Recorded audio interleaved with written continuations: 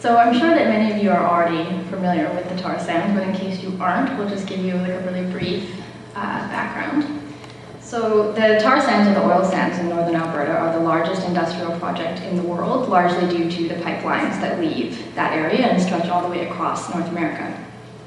It is the second largest confirmed petroleum reserve in the world, only second to Saudi Arabia, and it is the #1 supplier of oil to the United States.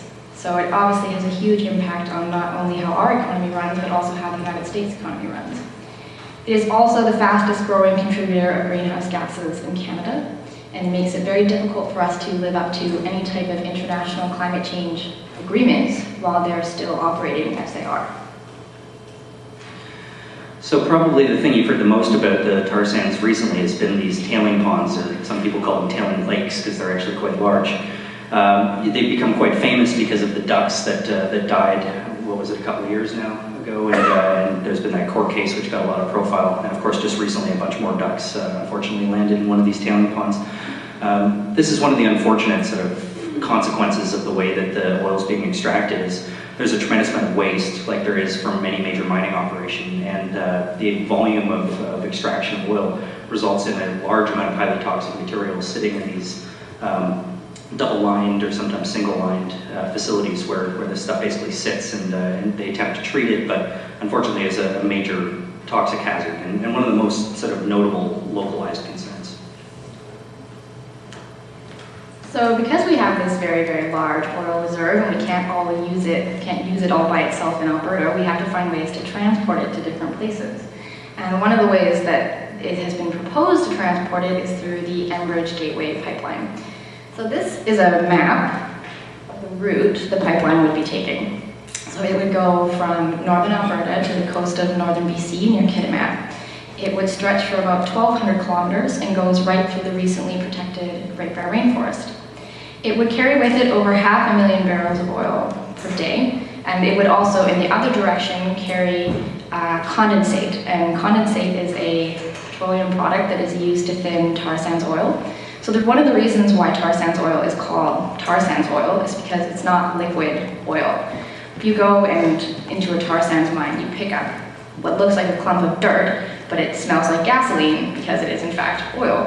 And you can't obviously move dirt through a pipeline, so you have to mix it with condensate, which is why we would have a dual pipeline, which would bring condensate in from the coast to the tar sands, then it would be mixed with tar sands oil and shipped back out, and shipped out to China on tankers.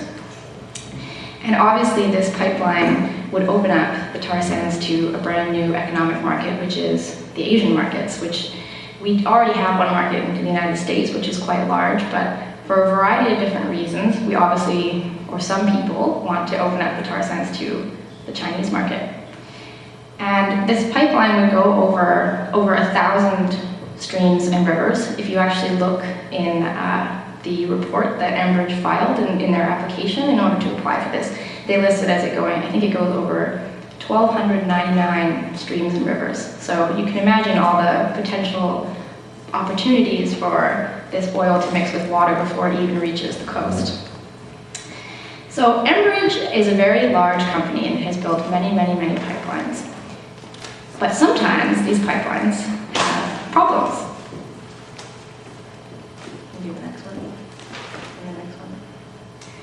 So since July, Enbridge has had 3 spills, and one of them was quite large in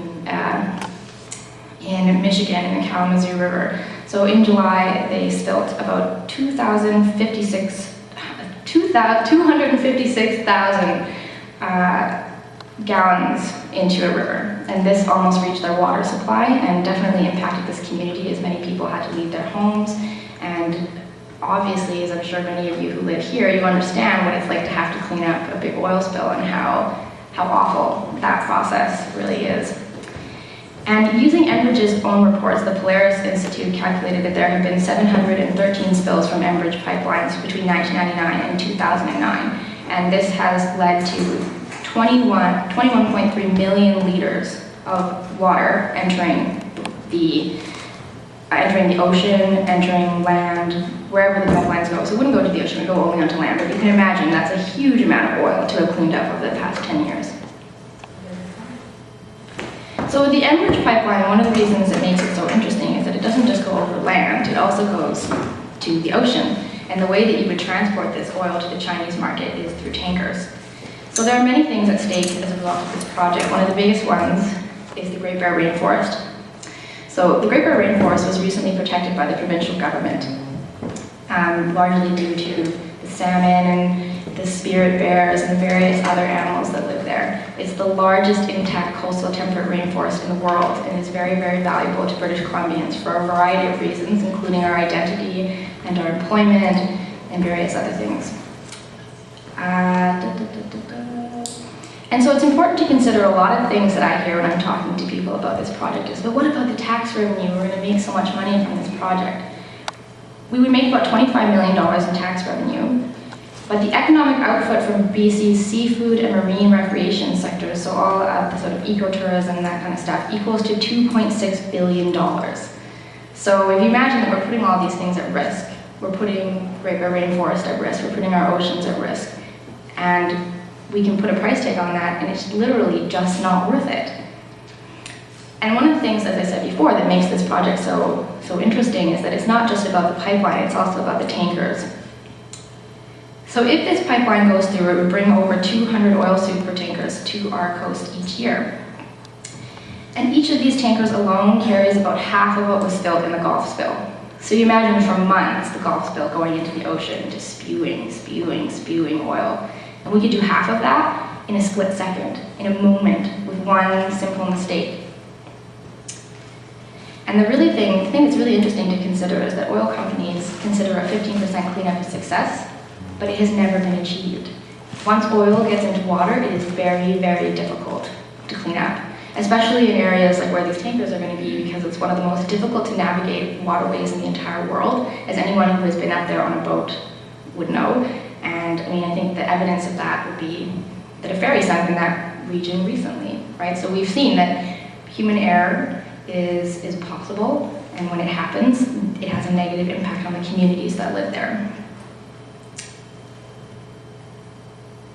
So one of the major things to consider with this project is how a spill would impact First Nations communities. So the First Nations communities that live along the pipeline route and also along, like on the coastal area, they live off of the land in these areas. And if you speak to First Nations leaders who live there, one of the things that Art Starrett said to me once, and it really struck me, was he said, you look at the statistics of 60% unemployment or 90% unemployment, and you see that and you think, wow, these people must live in poverty and this must be so awful. But in fact, these statistics don't accurately reflect their way of life because they live off the land, they live off the grid. But if there was a spill, those statistics would become true. And it would be worse than the situation as it presents itself statistically right now. That being said, the First Nations people, as a result of the risk that's being posed to them, have become, in my opinion, the strongest point of resistance within this movement.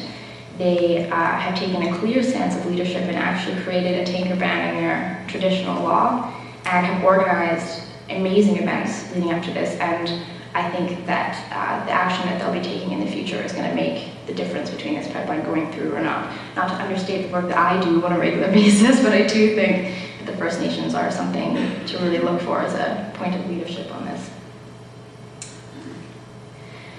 So what do I do? At Dogwood, we have a campaign called the No Tanker Campaign, and the logo for that campaign is a big loonie. We stuck decals onto the back of the loonie to make the loom look like it was covered in oil. And there's some available on the table back there if you'd like some, and I also have lots, so you can feel free to ask me if you'd like some. We have a petition that has about 50,000 signatures on it so far. So the polling that we've done indicates that about 80% of British Columbians oppose tanker traffic in our water. So my job is really just to get those 80% onto that petition and get those people active, get them working on this, get them out there in the street. And I can tell you that it's not very hard to do because a lot of people really care about this. And no matter what political stripe they come from, they recognize that oil and water just don't mix. And we need to do whatever we can to make sure that this project doesn't go through. So at the Wilderness Committee, we were supportive of the campaign in the north, and I personally have traveled up there a few times to kind of get a feel for what was going on. But we weren't actively involved in a tanker campaign until this new threat of the tankers in Vancouver Harbour really became something that we were aware of. And it's been an interesting process to sort of figure out